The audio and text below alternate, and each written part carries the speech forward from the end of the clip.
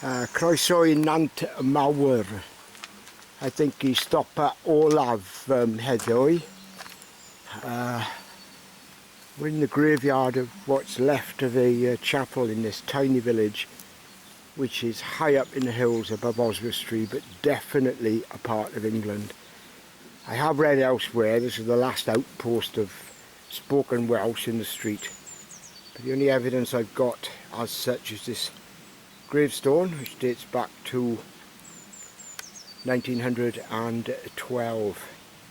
To be precise, is Ragfyr 3 Deg 1912, so 30th of December.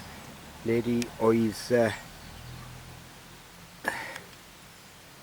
83 blwydd oed.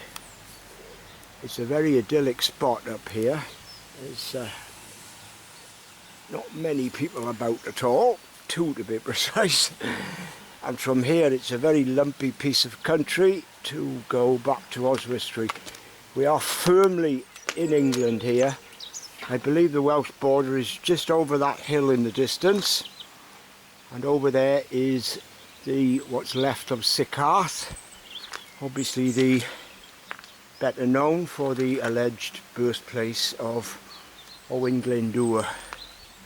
So it's good afternoon.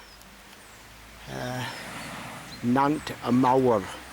The settlement is here because of quarrying in the district, and that may have been a factor on keeping the language going for so long.